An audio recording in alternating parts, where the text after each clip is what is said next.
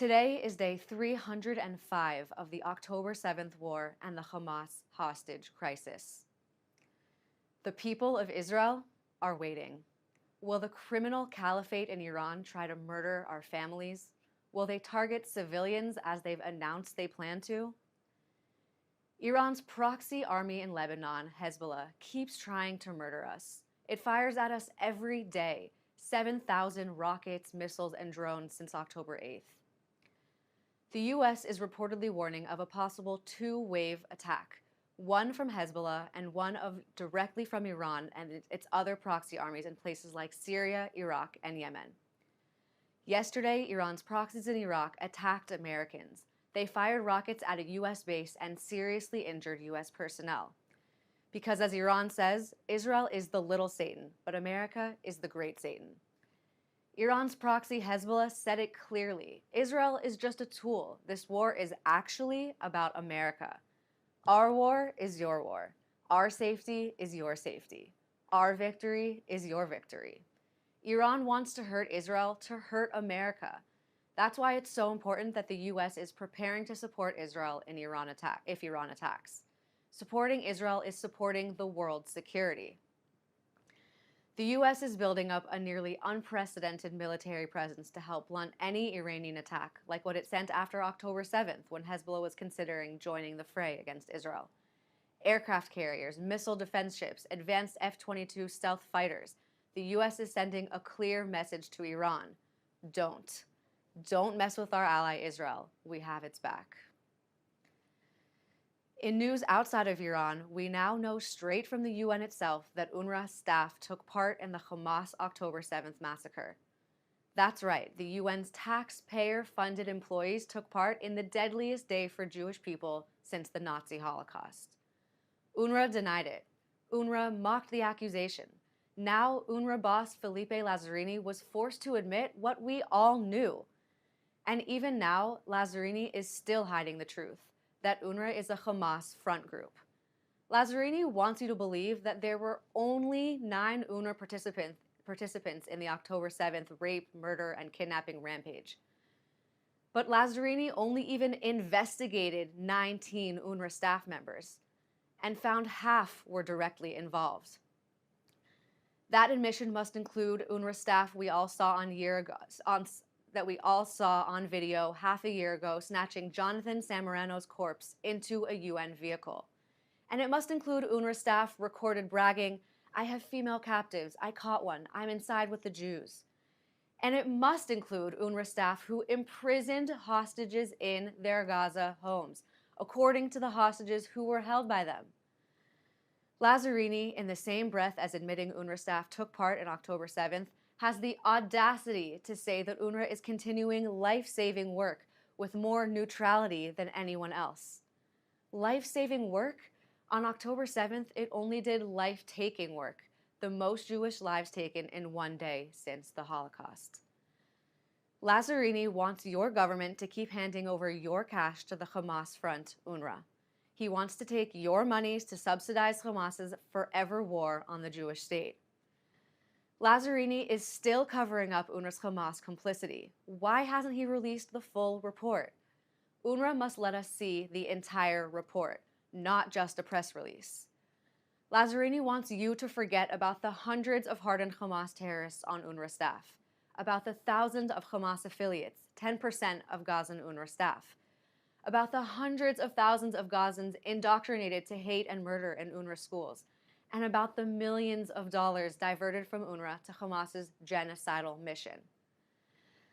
Lazzarini wants you to believe that UNRWA only has 9 bad apples, as if even that would be okay, but to forget the Hamas intelligence headquarters underneath the UNRWA headquarters, literally drawing power from the UN complex above. It's true that not all Hamas murderers worked for UNRWA, but nearly all Hamas murderers were educated in UNRWA schools.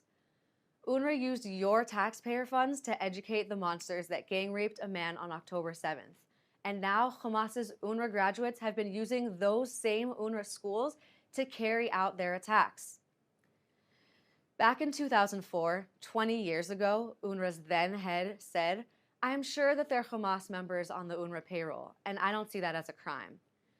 But UNRWA complicity with Hamas was a crime in 2004 and is a crime today, as is Lazzarini complicity. Investigate UNRWA. Investigate Lazzarini for aiding and abetting Hamas's murder. Tell your leaders, do not fund crime. Do not fund Hamas via UNRWA. International funding for UNRWA is a subsidy to Hamas terror. Once and for all, defund UNRWA, defund Hamas. In the meantime, Israel's soldiers are destroying Hamas. An estimated 17,000 terrorists have been killed so far. That's over half of Hamas's fighting force. Hamas commanders like Mohammed Deif and Ismail Haniyeh have been killed, and others like Yahya Sinwar are hiding in the dark. Hamas's ability to smuggle in weapons from Egypt or to manufacture weapons are basically destroyed. Just yesterday, Israel's troops in combat in the Gaza Strip killed Hamas's smuggling commander, Mohammed Mahasneh, and 45 more terrorists. Israel vowed at the war's outset to end Hamas's ability to again harm the people of Israel. And right now, they can't. Hamas cannot now carry out their promise to do an October 7th massacre again and again. Whatever comes next only succeeds as long as that is true. Before we take questions, a few words to our viewers. For all those asking what you can do to help, there are links to a JGive campaign across our social media. Those donations provide the support we need to keep getting out the word. I'd also ask that you sign up to our email list. We promise we won't bother you with junk mail. This will just allow us to get you our message directly and occasionally share special content. Now, let's take some questions from our audience watching live on social media.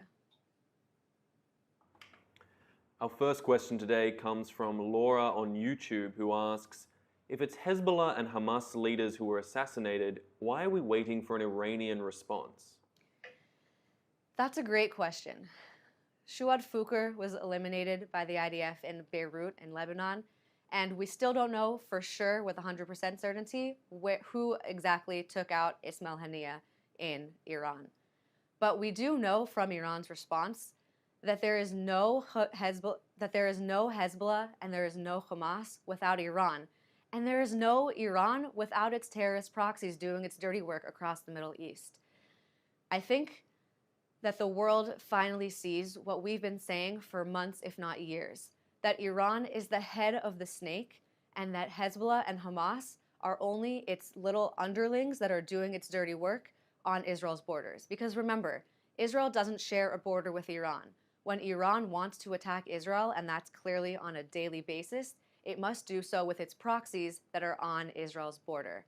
We know that Hamas would not be anything without Iran. We know that they would not have had the funding to carry out October 7th. They would not have had the training to carry out October 7th. They would not have had the support and the knowledge to carry out October 7th without its overlord, Iran. Same goes for Hezbollah. I once made a video in IDF reserves about the relationship between Hezbollah and Iran, and it would have been shorter to make a video about what Hezbollah and Iran don't have in common. Every step of the way from the 80s to the 90s till this century, every attack that Hezbollah has carried out, whether it was the greatest and most deadly terrorist attack on Argentina's history or whether it was the US barracks in Beirut, every attack that Hezbollah has carried out, Iran has rubber-stamped, given the funding for, given the orders for, and given approvals for. So why are we seeing that Israel is waiting for an attack in response to the eliminations from Iran? Because Iran is the father figure, the war overlord, the big boss that takes those kinds of threats seriously to itself. It's not a threat just to Hamas, it's not a threat just to Hezbollah, it's a threat to its leader, Iran. Our next question today comes from Instagram Live, where Malcolm F asks, why does UNRWA exist? Firstly, Palestinians are not refugees anymore, and second, there is already a UN body for refugees, the UNHCR. So why do the Palestinians get their own group? That is an excellent question. UNRWA was founded in, I think, 1948, when the Palestinian refugee crisis became a problem it is no longer a problem. As you said, there are no longer Palestinian refugees. They live in Gaza or they live in the West Bank. Why is there a specific organization dedicated to the refugees, quote unquote, of what is essentially Hamas's government? Because it should be Hamas that is taking care of the basic needs of these people that are in a war that Hamas started. The only reason I can give you is that it's a biased choice from the UN to keep this organization that maybe once had relevance. Maybe in 1948, when people were being relocated, maybe UNRWA had a purpose. Maybe it was really at the time giving aid to Palestinian refugees. But now we are generations into this conflict. People have been born in Gaza. People have raised their own children in Gaza. They are no longer refugees. So the answer to your question is, I don't know. Let's ask the UN. And maybe if the UN continues to prove that UNRWA staff were responsible for taking part in the October 7th massacre, maybe defunding UNRWA once and for all will hit two nails on the head, and we'll be able to get rid of an organization that is only taking taxpayer money to do nothing or worse. Our next question comes from Deborah Gold, who asks, what can Israel do about Iran's nuclear capabilities? What can Israel do about Iran's nuclear capabilities? Well, I think there's a couple of options. One, we could launch a preemptive strike on their nuclear sites. I think that would be an escalation that would be catastrophic to the situation right now, but it would certainly be interesting, to say the least. I think what Israel's main responsibility is to take out as much as possible the terrorist armies that are on its border between Hamas and Hezbollah, which get all of their funding and get all of their instructions from Iran. And that's what Israel is doing. Israel is taking out Hamas day by day, day after day, and is taking out Hezbollah, as we saw with the elimination of Fuad Shukr just last week. I think that every day that passes in this war, because Hamas and Hezbollah are getting weaker, Iran is getting weaker too. So about the nuclear site specifically, that is a question for the rest of the G7 countries to decide how are they going to take action, because Israel has its hands full. Next question comes from Itai Hagag on Instagram, who asks, given the possibility of a wider all-out war in the Middle East, why isn't the entire free world pressuring Lebanon and Iran with sanctions? That is a fantastic question. I don't have an answer to that. I think that if the free world really understood what was going on at a real deep level, they would be threatening sanctions. But I think that what you see in America and the free world in general that is far away from Israel, they don't understand what it's like to be living in a bomb shelter waiting for Iran to strike at any moment. They don't understand what it's like going to sleep at night, making sure your phone is on full volume in case a red alert goes off and you need to run to your bomb shelter in under a minute.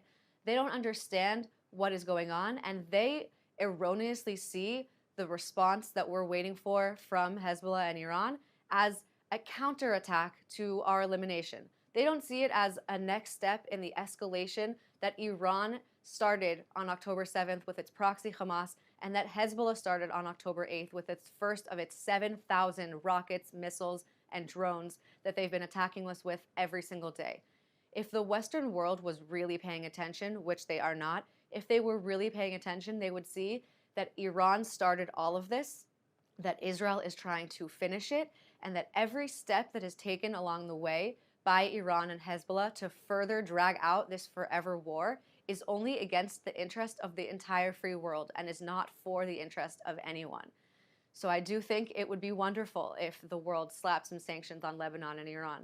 And I think, again, that's something to talk to your elected officials about, and why it's so important to be politically active and to be sending emails and to be making phone calls to your elected representatives to say, hey, pay attention to what's going on in Israel. I know there's a lot going on in the world right now, but Israel is at war, and Lebanon and Iran need to be sanctioned because of what they are doing on a daily basis.